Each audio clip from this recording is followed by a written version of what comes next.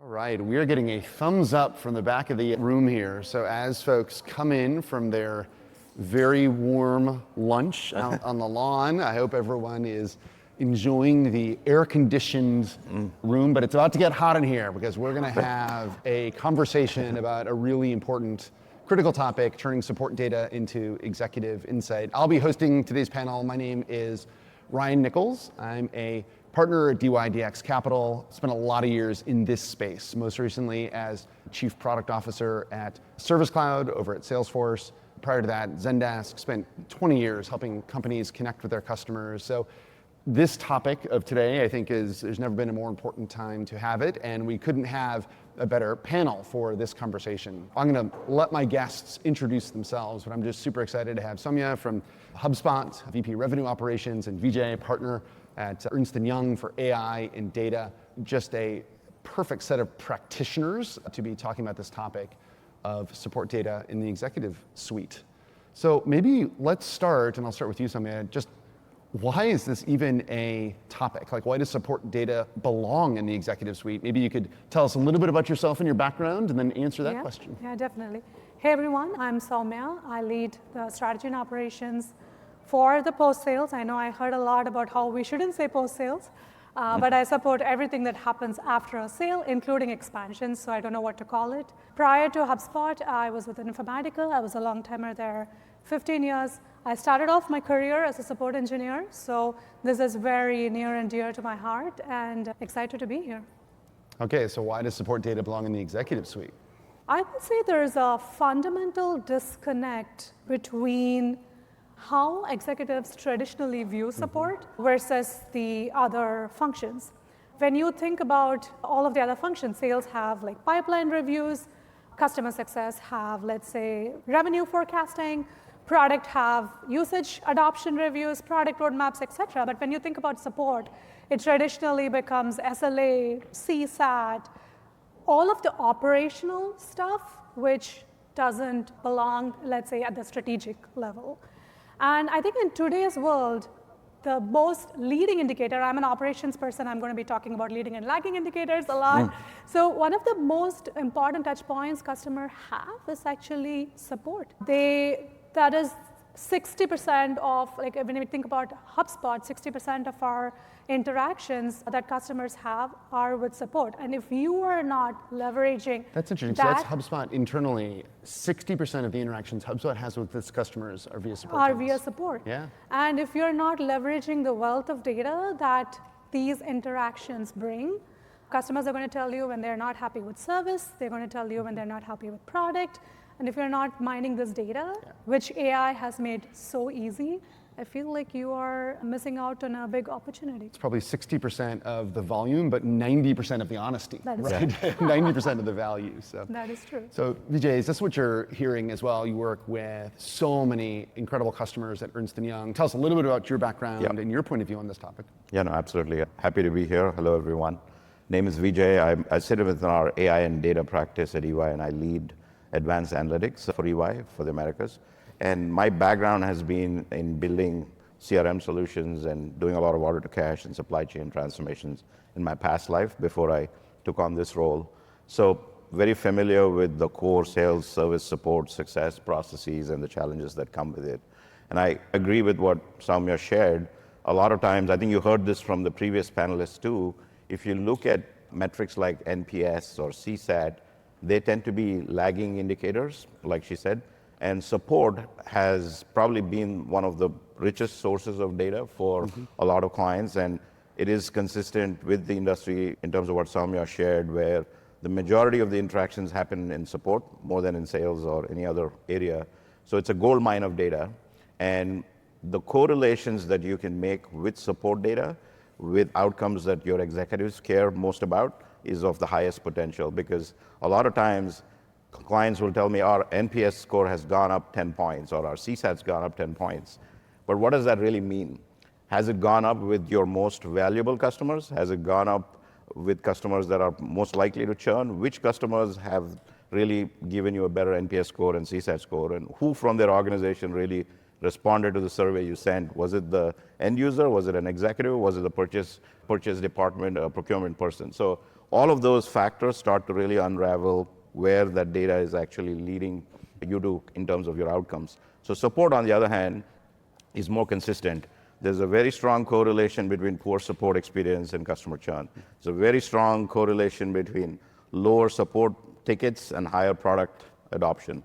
So there's a gold mine of correlations that executives can really find value in by actually looking into that support data. So what we're seeing in the market is more and more clients using support data as their foundation for a lot of their AI work as well. That was certainly true during my time at Salesforce, where Jim Roth, he's a great customer of Support Logic and runs Chief Customer Officer for Salesforce. His moments in the C-suite during these strategically critical times when, for example, Salesforce is trying to drive adoption of a new product. That's where that feedback from the support cycle was absolutely on the C-suite agenda. But let's talk about why it isn't. What are the barriers? What keeps support data from being transformed? I think we're going to get a lot of nodding heads in this room about the potential for the value. Why isn't it always seen that way? And Sowmya, maybe we could start with you. Yeah.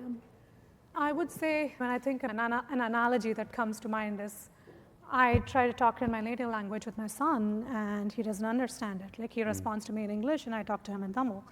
And that is the disconnect that I see between what we are presenting in terms of support data with our executives versus what is it that we should be talking. For example, if a customer is actually saying things like, I'm not seeing this in your product, I'm not seeing this, I want this feature, are we presenting that as feature requests and bugs? Or should we be talking about it as, like, here is the product roadmap request that we have received from the customer, and here is what needs to get prioritized. I think that catches a driver of growth. Yeah. Driver of growth, an indicator of risk. I think those carry more value in the C-suite than talking about, we had, let's say, 1,500 tickets logged this month for Service Hub. Yes, it's important, but you're missing the context on why, right? So, like, it is important to elevate some of the support-related metrics and translate them into a language that the C-suite understands to ensure that we are able to connect the dots, talk business outcomes, and surface the right insights in terms of risks and opportunities that we get from the customer. I love that analogy, partially because, especially for our teams, when you think about what it means to be a great kind of earlier in your career in support or service, translating a customer pain into dollars almost seems crass, right? It's about making the customer happy and solving that issue and so forth. So it really is learning a new language as you become more senior in your career to be able to still be authentic to what's right for the customer, but then also be able to express that in a language that the C-suite is going to be able to understand. I love that. I'm glad it resonates. I love that. My teenagers don't listen to me, but it's no language barrier. It's something else going on entirely. So, yeah. Vijay, does this analogy work, do you think? How does the translation work? Is that the main barrier? I don't have any kids, so I'm not sure about the analogy or how it works. But if you're talking to the concept, then I think, yes, it does. In terms of the outcomes, Sowmya said, support metrics tend to be always measured in number of tickets, calls deflected, and things like that, which don't always translate to the metrics that an executive cares about, which is lifetime value, likelihood to renew, or potential for growth and expansion. These are the metrics they care most about. So how do you take what's happening in support and, like she said, shift the conversation from the what to the why? Why should you care about call deflection going up? Has call deflection, improving call deflection resulted in higher product adoption, which has resulted in higher likelihood of renewals or more upsell opportunities? I think it's no metric in isolation tells the story. So how you correlate one metric to a bigger outcome that an executive audience cares about is important, which doesn't always happen. I'm sure there are organizations that have done it successfully, but for the most part, what stops them from being able to do it is sometimes support is a cost center and is outsourced to a third party who are just working the SLAs and don't really care about how the SLAs are translating to bigger outcomes. And then the other thing we've heard over and over again throughout the day is customer data is in silos. So sales is a team sport. So if growth, lifetime value, revenue, and likelihood to renew, it's a team sport, like they said on the previous panel. So the sales, service, support, and success teams need to come together to make that happen. And in order for them to come together, what brings them together is the data. One customer that I'll just give you one example of where I've seen a client do this well is they get a lot of telemetry data from their product on usage. And when the usage starts to dip, it doesn't automatically mean that, oops, this is going to be a bad renewal conversation. So if usage dips and support ticket volumes have gone up and sentiment is dropping, then that's a trifecta for churn. So how do you take support data and combine it with other data sources and translate it to signals in the language that Krishna and Karan were talking about earlier? So what are those signals for sales, for support, for success to mine and combine and then make it relevant for an executive audience to pay attention? I just wanted to add, another thing that I also see is a lot of the support data is unstructured. And I think in the past, the tools that we had were probably not robust enough, and it required a lot of mining and a lot of thought process for us to be able to do it. And I think with AI, things have become simpler. It's easier to connect the dots. It's easier to process unstructured data. And simply put, it's easy to translate noise into signals. Yeah. Do you find that the translation of this support data being translated into cost optimization opportunities, being translated into growth opportunities, being translated into CSAT and what's right for the customer? How do you see those translations? Which ones work? And especially, Vijay, maybe we'll start with you. Is it changing over time? Are you seeing one of those translations becoming more effective? Yeah, no, I think the translation to growth and commercial signals is absolutely on.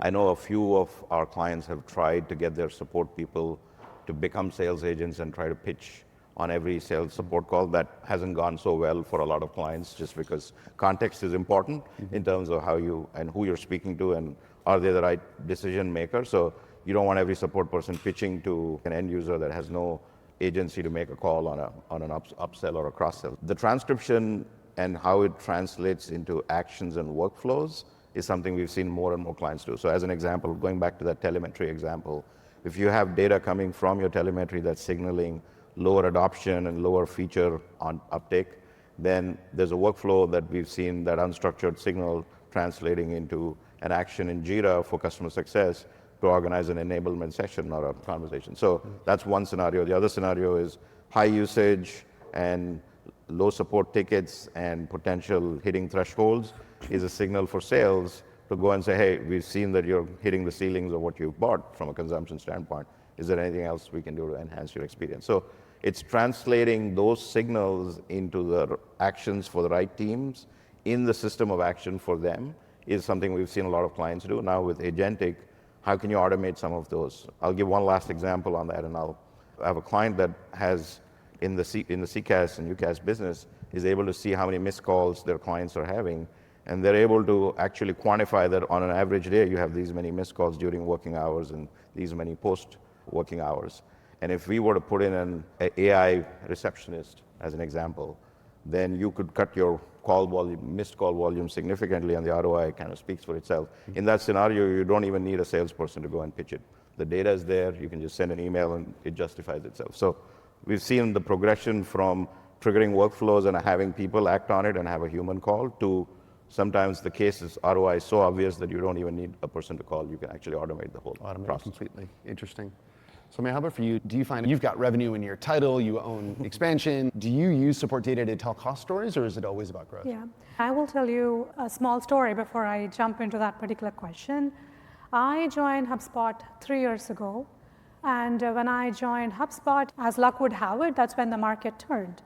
And all companies, including HubSpot, came from this high growth to this point where customers were leaving and we were scrambling to stop the leak. And when I joined, my first task was to identify why customers were leaving HubSpot. And we had all of this success health scores, et cetera, which were probably not telling the story enough. And lo and behold, I was like, we have this wealth of data, and let's use the support interactions, which was the largest customer touch point for HubSpot. HubSpot does not have a paid support offering. It is available to all, and it was our front end for customer interaction. So we had this wealth of data that became a very exceptional predictor for churn, and we realized that about 50% of the churn customers had some form of a support interaction. It could be migration requests, it could be exporting data, et cetera, which turned out to be indicators of churn, right? Yep. So that is how I started off, and I would say my first impact at HubSpot. But now, like talking about growth opportunities, I would say support is, again, because customers express a lot of support, there are these obvious discussions, and there are also the subtle questions that happen back and forth. It could be probing about products, they could be asking about features. So expansion is the biggest opportunity for support, which is probably undertapped. At HubSpot, support actually carries a target. SQL target. They do get spiffed, very similar to our success and retention functions. And I would say support-related expansion opportunities have the highest conversion rates. So an exceptional revenue driver on the expansion side. And again, like Vijay said, a lot of the intent signals also come from support data, which is being leveraged for sentiment, which is being leveraged for risk, which is being leveraged for opportunities. But expansion is a big driver. Yeah. We talked about the silos that act as a barrier to capturing some of these opportunities. Maybe let's stay on that story just for a second, because I think at most organizations, that insight that, oh, customers probably have a support interaction that would give us an indication that they're about to churn, would just stay at the idea stage. Actually executing on that and putting in place a program to follow up on those conversations with save initiatives would have been very difficult. Were you able to, how did you cross that bridge? I think that's the barrier that most companies would run into. Yeah. So I would say it started off as a problem to solve and an urgent problem to solve, and we codenamed that project. It's going to be very funny. We called it Beat the Plan because we had to beat the plan, and I'm a revenue operations leader. So I would say it turned out into identifying some of the correlation. We have a data science team, I have an analytics team within my organization, and partnering with these teams, like mining the data to identify, is it CSAT? Is it the number of tickets? Is it the criticality of the tickets? Is it the product? And is it the service, right? So bringing all of these together in addition to some of the additional interactions that customers have beyond support and constantly iterating on it. The earlier panels, I think like it was Meenu who spoke about don't be afraid to experiment and iterate. So we did that, and we did that at scale. We launched it in terms of how did we launch it? We launched it using Workato Alert, and it went to all of our support. Support reps also need to have those insights when they're talking to customers to say, hey, this customer is a churn risk, so here's a conversation that you need to have. So it was a large program to operationalize, but I don't think it would have been possible if we had not tapped into the support data. Yeah. Vijay, what do you see across companies like HubSpot that have this insight that, hey, this data is driving our business, how do we operationalize it? How does Ernst Young help with that? So a lot of times we create a framework. That's what consultants do. We have a framework for everything. So we have a framework where we actually look at outcomes that matter most. So if you look at a chief revenue officer in the tech sector, customer churn, lifetime value, customer effort scores, NPS, CSAT still factor in that. Those are the outcomes. And what moves the needle on those outcomes is better self-service and digital experiences, better product satisfaction and product roadmap and innovation. Do they view you as an innovative partner that has skin in the game, that's investing in the product, so they don't have to think about it? Because it goes back to the buy versus build conversation that happened earlier today. So do you want to get in the business of building things that are not core to your business, or do you want to rely on your vendors?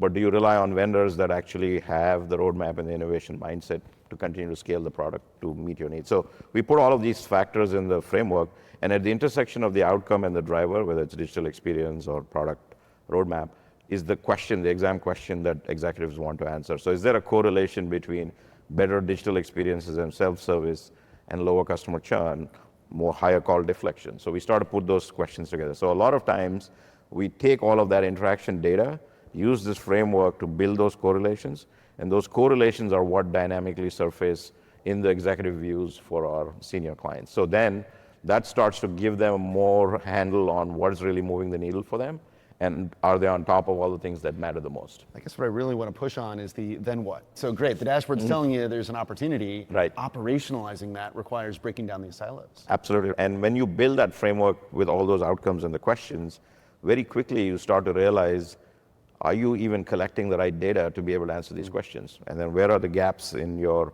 collection of data? And you'll find 9 out of 10 times, support tends to be the biggest contributor to most of this data, and then the digital interactions being the close second. So how do you enable all of the digital capabilities for your customers to be able to come in and look at things themselves? So I think in the morning presentation, Karan was showing the knowledge agent going and updating the FAQ on the page.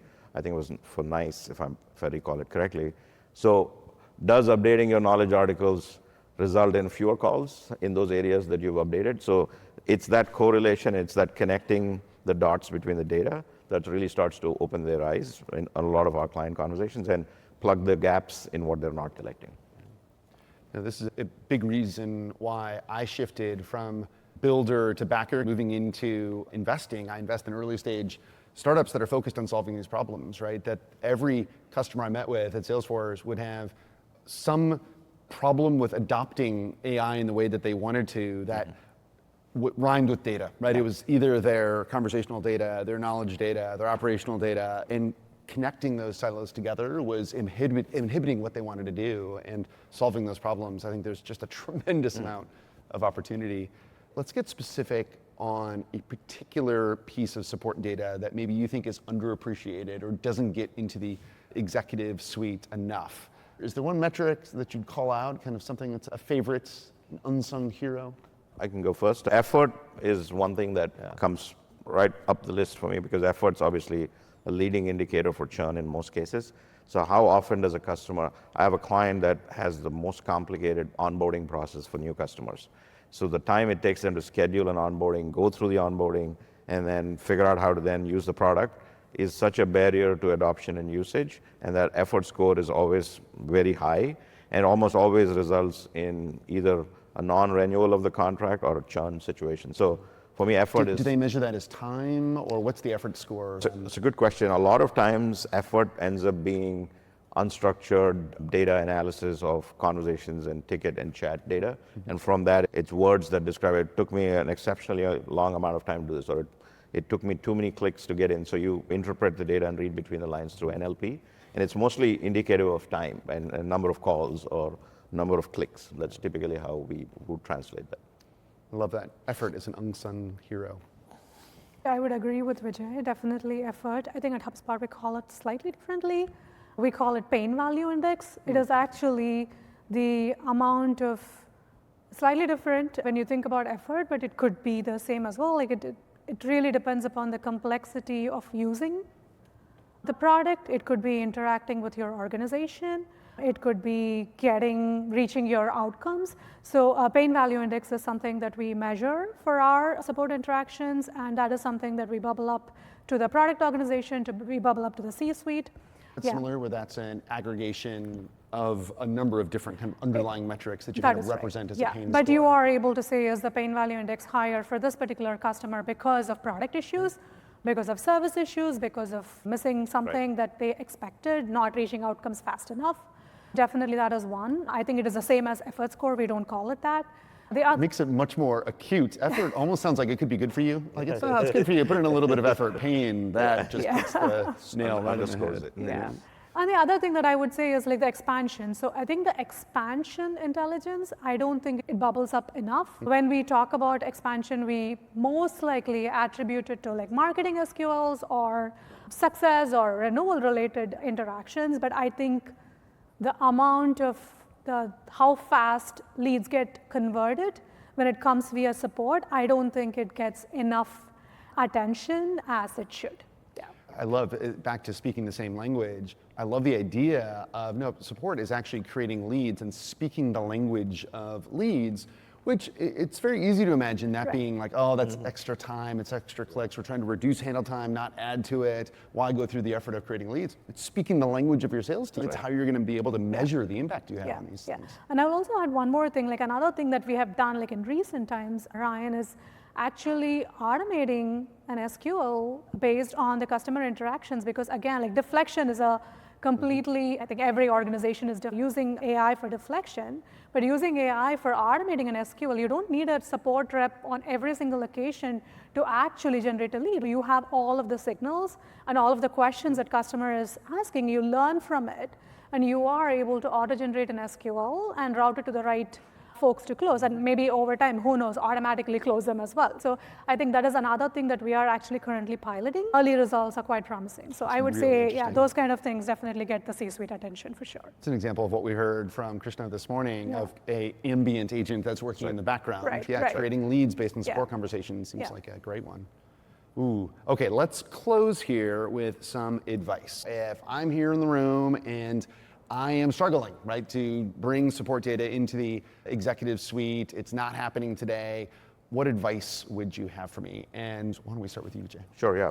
I think starting small and setting some goals based on outcomes that your leaders care most about or currently is the top priority. So one thing we've done for a client is look at the list of upcoming renewals in the next 6 to 8 months, for example, and let's not try to boil the ocean and look at every support interaction for every customer segment. Let's focus on the ones that are coming up for renewal in the next 6 to 8 months, and maybe do another finer comb to actually look at the segments and say the ones that have the highest lifetime value. And then once you start to narrow down that data set and then do a quick pilot to prove out the value of the exercise that you want to carry out, whether it's mining for these signals or correlating those signals to potential likelihood to renew or not likelihood to renew. So those small victories sometimes then help in teaching you what works, what doesn't work, which data is reliable, which one is not, which customers potentially are being tagged incorrectly in the system as high lifetime value potential. Some of those lessons you learn from a small first pilot quick win can then be applied and then you can take on a much bigger scope afterwards. But trying to start with something very big right off the bat, sometimes you get a lot of different signals, a lot of noise that potentially is hard to separate from actual valuable signals that you want to use. So starting small is probably the best advice we've given to a lot of our clients. Gone are the days where we want to do an 18-month project with a go live in month 16. We want something in 2 months. We want something to show as a quick win, and then learn from that and calibrate the roadmap appropriately. I love that. That's great advice. Sowmya, what would you advise? I might actually double down on that. Yeah. I think you have to pick a problem, solve it, prove the importance of especially because we are talking this particular session is about turning support data into executive insight. If you want your executives to buy in that support data is the wealth of data that it is, prove your point with one small use case. An example in my case, as I said, was the churn insight. It got the attention of the executives, and now support is something that we look at for a lot more signals than just churn. So pick a problem, solve it, and then expand, and don't be afraid to experiment. I think I'll triple down on that with some advice that I also give to startups, stealing it from Paul Graham, do things that don't scale. Yeah. This would be my advice of, look, you're not going to have the plumbing in place even to do something small. And so you're going to have to do something manual the first time. And that's okay. Over-investing in something that doesn't scale is exactly how you're going to get those points on the board and build the business case for when you build the hunger for it. I want more of these sort of insights. Great, here's what we need, right? In order to be delivering these every single week. That's going to require some investment, but you're not going to get the investment unless you've built the business case for it and given people a taste of what's possible. That's right. Great. Any closing remarks, or should we move folks on to their caffeinated afternoons? No, this was a great conversation. I learned a ton. Well, let's have a hand for our panelists. Thank you very much. Thank you. Sowmya?